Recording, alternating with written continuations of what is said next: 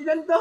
5 by 5 tayo eh. 4, 5, 6. 6. Hindi, title nga dito. Title nga yun dyan. Plus 1, 2, 3, 4, 5. Ano, 1, 2, 3, 4, 5, 6. Ito, sensor guys.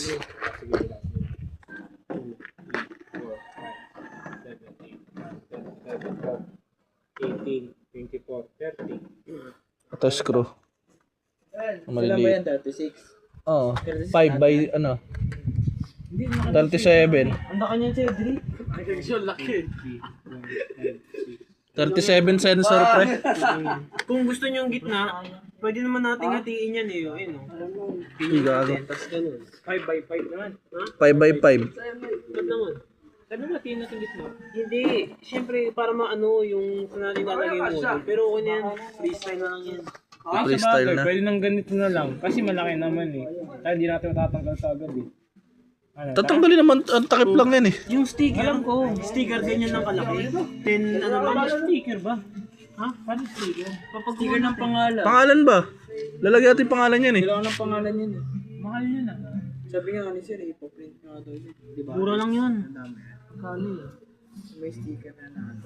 Di kakabit na lang. Mura lang yun, pre. Sino mag-edit nun? Hindi, pag pumunta Doon sa tayo. com shop na yun. Sa com shop Pag mismo. pumunta tayo ng stickeran, ayun, sila na magpiprint nun. Tapos ikaw na mamimili ng font kung ano-ano. Aray ko. Ay no? Alam ko. Meron ka rin. Nanampal, tanga ng kati. Nang lamok na to. Sabihin natin, ano lang. Sabihin natin, Five. ano lang, mga 10, yung max niya 10 cm. Oh.